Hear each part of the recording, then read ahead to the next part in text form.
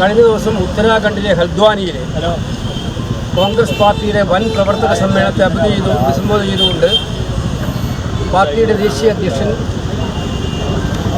മല്ലികാർജുന ഖാർഗെ പ്രസംഗിക്കുകയുണ്ടായി. അതിൻ്റെ അടുത്ത ദിവസം മല്ലികാർജുന ഖാർഗെ പ്രസംഗിച്ച അതേ സ്റ്റേജിൽ BJPയുടെയും സംഘപരിവാറിൻ്റെയും ആളുകൾ ശുദ്ധീകരണം നടത്തി പുണ്യാഹം തെളിച്ചുപോലും. മനുവാദത്തിൻ്റെ രാഷ്ട്രീയം ഇവർ കുറേ കാലമായി നടത്തിക്കൊണ്ടിരിക്കുന്നുണ്ട്. ആ കാലം മാറി എന്നുള്ള കാര്യം ഇപ്പോഴും അവർ മനസ്സിലാക്കുന്നില്ല. ഇന്ന് ഈ രാജ്യത്ത് ജനാധിപത്യ ഗവൺമെൻറ്റാണുള്ളത്. മല്ലികാർജുന ഖാർഗെ ആരാണ്? 11 തവണയായിട്ട് ലോക്സഭയിലേക്കും നിയമസഭയിലേക്കും രാജ്യസഭയിലേക്കും ജയിച്ചു വന്ന ഇന്ത്യയിലെ ഏറ്റവും സമുന്നതനായ ഏറ്റവും സീനിയറായിട്ടുള്ള ഒരു പൊതുപ്രവർത്തകൻ, നേതാവ്, രാജ്യസഭയിലെ പ്രതിപക്ഷ നേതാവ്, ഇന്ത്യൻ നാഷണൽ കോൺഗ്രസിന്റെ പ്രസിഡന്റ്. അദ്ദേഹം വളർന്നു വന്ന വഴികൾ അറിയുന്നവർക്കെല്ലാവർക്കും അറിയാം. കഷ്ടപ്പാടുകളുടെയും വേദനകളുടെയും പ്രതിസന്ധികളുടെയും പ്രതികൂലമായ സാഹചര്യങ്ങളെയും എല്ലാം അതിജീവിച്ചിട്ടാണ് ഇന്ത്യൻ നാഷണൽ കോൺഗ്രസിന്റെ പ്രസിഡന്റായി അദ്ദേഹം വന്നത്. സുപ്രഭാതത്തിൽ വന്ന ആളല്ല. അദ്ദേഹത്തെ അപമാനിക്കുക എന്ന് പറഞ്ഞാൽ ഖാർഗെജിയെ അപമാനിക്കുകയല്ല, കോൺഗ്രസിനെ അപമാനിക്കുക മാത്രമല്ല, ഈ നാട്ടിലെ അധസ്ഥിത പിന്നോക്ക ജനവിഭാഗം നമ്മളെല്ലാം ഉയർത്തിപ്പിടിക്കുന്ന, അവരെ മുന്നോട്ട് കൊണ്ടുവരാൻ വേണ്ടി പാടുപെടുന്ന, നമ്മളെല്ലാവരും ഒന്നിച്ചു നിൽക്കുന്ന ആ ജനവിഭാഗത്തെ ഒട്ടാകെ ആക്ഷേപിക്കാൻ, ഇന്ത്യയിൽ ജാതീയതയുടെ ഏറ്റവും മോശമായ വിഷവിത്തുകൾ പാകാനാണ് BJPയും സംഘപരിവാറും അവിടെ പരിശ്രമിച്ചത്. ഇത് ഒറ്റപ്പെട്ട സംഭവമല്ല. ഇത് കാരണം അവിടെ ഒറ്റപ്പെട്ട ആൾ നടത്തിയാൽ BJPയുടെ DNA ആണിത്. നരേന്ദ്രമോദിയുടെയും അമിത്ഷായുടെയും DNA ആണിത്. അവർക്ക് പിന്നോക്കക്കാരെ ഇഷ്ടമല്ല, അവർക്ക് പട്ടികജാതിക്കാരെ ഇഷ്ടമല്ല.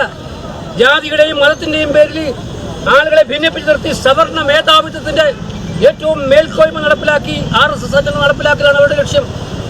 ആ മൈൻഡ് സെറ്റാണ് ഇപ്പോഴും അവരെ മുന്നോട്ട് കൊണ്ടുപോകുന്നത്. ആ മൈൻഡ് സെറ്റിന്റെ ഭാഗമായിട്ടാണ് ഇത്രയും ഹീനമായിട്ടുള്ള കാര്യം നടന്നത്. ഇന്നലെ രാജ്യസഭയിൽ ഈ വിഷയം ഉന്നയിച്ച് ഭയങ്കരമായ കോലാഹലം ഉണ്ടായി. ഞങ്ങൾ ആവശ്യപ്പെടുന്നത് ഇതിന് പ്രധാനമന്ത്രി രാജ്യത്തോട് മാപ്പ് വരണം. ഖാർഗെജിയെ പോലെയുള്ള ഏറ്റവും സീനിയറായിട്ടുള്ള സമുന്നതനായ ഒരു നേതാവിനെതിരായിട്ടുണ്ടായിട്ടുള്ള ഈ ഏറ്റവും ഹീനമായിട്ടുള്ള ശ്രമം ഖാർഗെജിക്കെതിരെ മാത്രമല്ല, കോൺഗ്രസിനെതിരെ മാത്രമല്ല, ഈ രാജ്യത്തെ ജാതി വ്യവസ്ഥയിൽ BJP പുലർത്തുന്ന ആ വിവേചനത്തിന്റെ ഏറ്റവും വലിയ തെളിവാണിത്. അവർ നടത്തുന്ന മെസ്സേജിങ്ങിന്റെ തെളിവാണിത്. ഇതിനെതിരായിട്ടുള്ള വലിയ പ്രക്ഷോഭം രാജ്യവ്യാപകമാണ്. രാജ്യത്തെ മുഴുവൻ ജില്ലാ കേന്ദ്രങ്ങളിലും കോൺഗ്രസിന്റെ ആഭിമുഖ്യത്തിൽ ഇത്തരം വൻ പ്രതിഷേധ പ്രകടനങ്ങളും ധർണയും നടക്കുകയാണ്. പ്രധാനമന്ത്രി മാപ്പ് വരണമെന്നുള്ളതാണ് ഞങ്ങളുടെ ആവശ്യം. അത് എല്ലാ കാലത്തും അവരെങ്ങനെയാണല്ലോ. അവർക്കിപ്പം അവരെല്ലാ കാര്യങ്ങളും ചെയ്യും. രാജ്യത്തെ ഭിന്നിപ്പിക്കും, വിഭജിക്കും, ജനങ്ങളെ മതത്തിന്റെ പേര് പറഞ്ഞ് ഭിന്നിപ്പിക്കും, ജാതിയുടെ പേര് പറഞ്ഞ് ഭിന്നിപ്പിക്കും, സവർണ്ണ മേൽക്കോയ്മ ഉണ്ടാക്കും. അവസാനം ജനമെതിരാന്ന് കാണുമ്പോൾ ഞങ്ങൾക്ക് ഇതിൽ ബന്ധമില്ലാതൊന്നും കൈ കഴുകാൻ പറ്റില്ല.